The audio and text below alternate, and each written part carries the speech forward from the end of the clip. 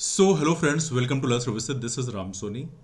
MPPSC ने एक बड़ा अनाउंसमेंट किया है। इस अनाउंसमेंट के अंतर्गत उन्होंने ये बोला है कि हम सिलेबस से बदलाव करने जा रहे हैं। देखिए, सिविल सर्विसेज का जो एग्ज़ाम होता है उसमें तो पूरा 10 यूनिट होती हैं आपकी प्रीलिम्स में। लेकिन बाकी और जैसे एग्जाम होते हैं, जैसे इंजीनियरिंग सर्विसेज का हो गया, डेंटल सर्जन का हो गया, एडीपीयू का एग्जाम हो गया, ऐसे बहुत सारे एग्जाम एमपीपीएससी कराती है। 20 से अधिक एग्जाम कराती है। उन एग्जाम्स के लिए एमपीपीएससी ने अनाउंसमेंट किया है कि उसमें सिलेबस में बदलाव किया जाएगा। और सिलेबस में भी देखा जाए दो पार्ट होते हैं, एक होता है पार्ट ए और दूसरा होता है पार्ट बी। पार्ट ए जो पार्ट होता है ये जीएस पार्ट होता है, जिसमें सभी के लिए कॉमन होता है। पार्ट बी जो है स्पेशलाइजेशन होता है। जैसे आप इंजीनियरिंग का पेपर दे रहे हो तो सिविल इंजीनियरिंग, मैकेनिकल इंजीनियरिंग, जो भी आपका सब्जेक्ट है वो पार्ट बी में आएगा। लेकिन पार्ट ए में सभी के लिए कॉमन रहेगा, जीएस का पोर्शन आएगा, है ना। तो इनका कहना यह है कि पार्ट ए पोर्शन में बदलाव किया गया है और इसका जो नया सिलेबस है वो भी ये होगा। देखिए, मैं आपको फिर बता दूं, यहाँ पे यदि किसी कंफ्यूजन हो रहा है तो बता दूं। जनवरी 2024 के बाद जो नोटिफिकेशन आएंगे उनके लिए बदलाव किया गया है। जो पहले आ चुके हैं उनमें कोई बदलाव नहीं है। ऐसे एमपीपीएससी फॉरेस्ट सर्विसेज मेंस की यदि हम बात करें तो फॉरेस्ट सर्विसेज मेंस 2024 का जो होने वाला है उसका ऑलरेडी पहले से ही उसका सिलेबस आ चुका है। 2024 का एग्जाम है, पार्ट ए और पार्ट बी पोर्शन में ही होता है उसका, लेकिन उसमें कोई बदलाव नहीं किया जाएगा। ये जो बदलाव किए जा रहे हैं ये अब जो नोटिफिकेशन आएंगे जनवरी 2024 के बाद, इन नोटिफिकेशन के लिए बदलाव किए गए हैं। तो इसे आप विशेष तौर पे ध्यान रखेंगे। This is very important one. और जो फ्रेंड्स ऐसे हैं, जैसे डेंटल सर्जन की तैयारी कर रहे हो, इंजीनियरिंग सर्विस तैयारी कर रहे हो, या आयुष मेडिकल ऑफिसर्स में आयुर्वेद है, होम्योपैथी है ना, डिफरेंट डिफरेंट फील्ड्स होती हैं, उनके लिए यदि आप एग्जाम की तैयारी कर रहे हैं तो आपको ध्यान रखना है कि पार्ट ए पोर्शन में अब आपको यही सिलेबस को रेफर करना है। क्या बदलाव किए गए हैं, मैं आपको हल्का सा एक ब्रीफ ओवरव्यू देता हूं। क्योंकि पहले भी 5 यूनिट हुआ करती थी और उन 5 यूनिट में देखा जाए तो क्या क्या यूनिट होती थी। मध्य प्रदेश का हिस्ट्री, मध्य प्रदेश की ज्योग्राफी, मध्य प्रदेश की पॉलिटी और इकोनॉमी होती थी, और साथ में इंफॉर्मेशन कम्युनिकेशन टेक्नोलॉजी की एक इंडिपेंडेंट यूनिट हुआ करती थी, और एक करंट अफेयर होता था।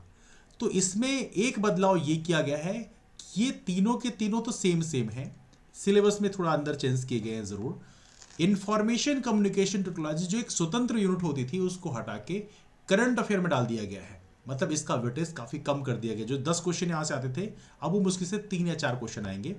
और इंफॉर्मेशन कम्युनिकेशन टेक्नोलॉजी की जगह हमने डाल दिया ट्राइब्स ऑफ मध्य प्रदेश। मध्य प्रदेश की जो अनुसूचित जनजातियां हैं उनके कल्चर है उसको आप पढ़ेंगे पूरी एक यूनिट। मतलब ट्राइब्स का वेटेज बढ़ा दिया गया, ट्राइब से पूरे 10 क्वेश्चन पूछे जाएंगे अब। और करंट अफेयर में इंफॉर्मेशन कम्युनिकेशन टेक्नोलॉजी को ऐड कर दिया गया। मतलब करंट अफेयर से भी 4-5 क्वेश्चन, 5-6 क्वेश्चन आएंगे और 4-5 क्वेश्चन इंफॉर्मेशन कम्युनिकेशन टेक्नोलॉजी से आएंगे। तो ये एक नया बदलाव किया गया है। सिलेबस को यदि ब्रीफ ओवरव्यू भी हम देखना चाहें तो देख सकते हैं। बिल्कुल सिंपल कर दिया, सिंप्लीफाई कर दिया है। प्राचीन इतिहास, मध्यकालीन इतिहास, आधुनिक इतिहास, स्वतंत्रता आंदोलन, फिर एक जनजातीय इतिहास में जनजातीय साहित्य डाला है। हालांकि ये टॉपिक ट्राइब्स का है लेकिन फिर भी आप अलग से पढ़ सकते हैं। हालांकि ये इसका मतलब ये कि जनजाति का वेटेज और हम बढ़ा रहे हैं। ऐसे मान लो मध्य प्रदेश के इतिहास से 10 क्वेश्चन आने वाले हैं, अब 10 क्वेश्चन में यहां से भी 2 क्वेश्चन आ जाएंगे। मतलब जनजात का वेटेज बहुत ही ज्यादा बढ़ा दिया है। आप सोचो यहां से 2 क्वेश्चन जनजात के आ जाएंगे। जनजात की आपने एक यूनिट दे रखी है, वहां से तो पूरे 10 क्वेश्चन आएंगे ही आएंगे। फिर आगे देखते हैं मध्य देश की ज्योग्राफी देखते हैं। देखो, मध्य देश के भूगोल की बात करें तो यहाँ पे राज्य की भौगोलिक स्थिति, विस्तार, प्रमुख नदियां, पर्वत पढ़ते ही हैं हम लोग। जलवायु, मौसम, मिट्टियां, तापमान, वर्षा, वनों के प्रकार, वनोपज पढ़ते हैं। प्रमुख फसलें, सिंचाई के स्रोत, सिंचाई परियोजनाएं पढ़ते हैं। ताप विद्युत परियोजनाएं पढ़ते हैं। जनसंख्या का आकार, वृद्धि और साक्षरता, यातायात, खाद्य प्रसंस्करण उद्योग। तो ये पढ़ोगे आप। जनसंख्या का आकार मतलब बेसिकली आपको सेंसस वाला टॉपिक पढ़ना पड़ेगा, 2011 वाला, जो कि ऑलरेडी आप पढ़ते आए हो, तो इसमें कोई ज्यादा बदलाव नहीं किया गया है। नाउ यूनिट 3 की यदि हम बात करें, यूनिट 3 में मध्य प्रदेश की राजनीति और अर्थव्यवस्था में पहला टॉपिक राजनीति का है। इसमें राज्यपाल, मुख्यमंत्री, मंत्रिमंडल, विधानसभा, उच्च न्यायालय, लोकायुक्त ने ऐड किया गया है। आपको लोकायुक्त भी पढ़ना पड़ेगा। राज्य सचिवालय, मुख्य सचिव, संभागायुक्त, पुलिस कमिश्नर, ये एक नया टॉपिक ऐड किया गया है, इसको अपने तरीके से पढ़ेंगे। जिला प्रशासन, नगरीय प्रशासन, स्थानीय स्वशासन। अब देखो, पंचायती राज संस्थाओं में स्थानीय स्वशासन ही समाया जाएगा, लेकिन जिला प्रशासन ये एक नया टॉपिक ऐड किया गया है। फिर यहाँ पे आयोग ऐड किए गए हैं, राज्य चुनाव आयोग, राज्य सूचना आयोग, राज्य अनुसूचित जाति आयोग, अनुसूचित जनजाति आयोग, पिछड़ा वर्ग आयोग, राज्य महिला आयोग, ये अलग से आपको पढ़ना पड़ेगा।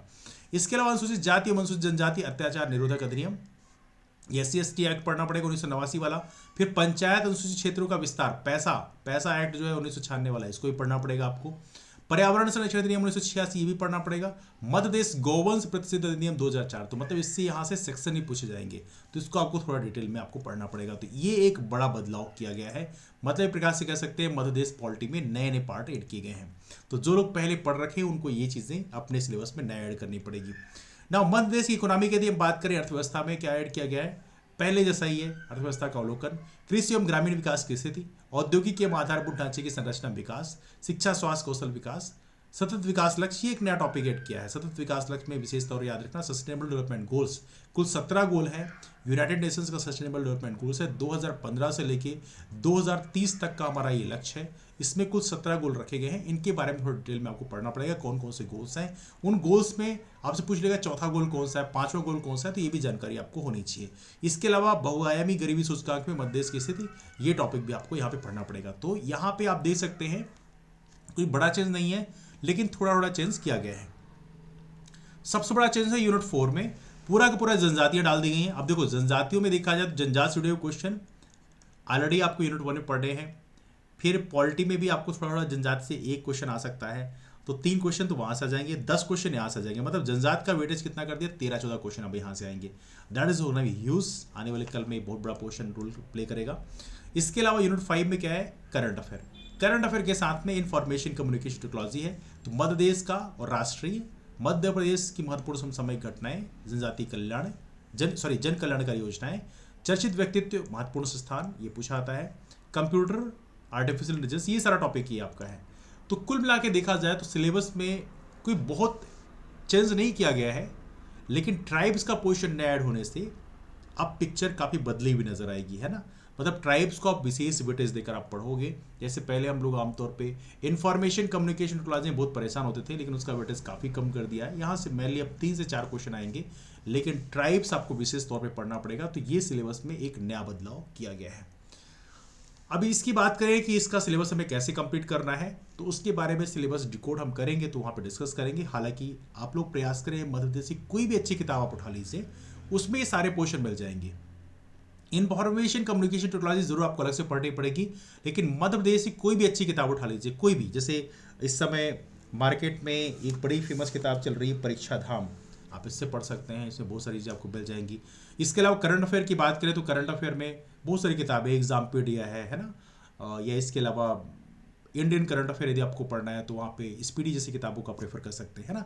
तो इस तरह की किताबों का पढ़ सकते हैं, तो यहाँ से आपका मेजर पोर्शन कंप्लीट हो जाएगा।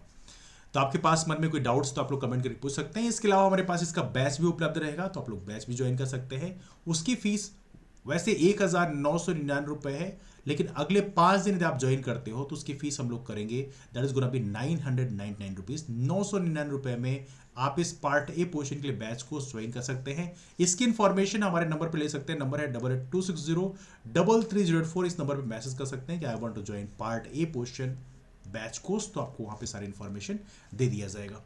तो फिलहाल डिस्कशन को भी वाइंड अप करते हैं, मुलाकात करते हैं फिर, तब तक के लिए bye, take care, have a wonderful day, keep moving forward and take care, that's all, thanks so much.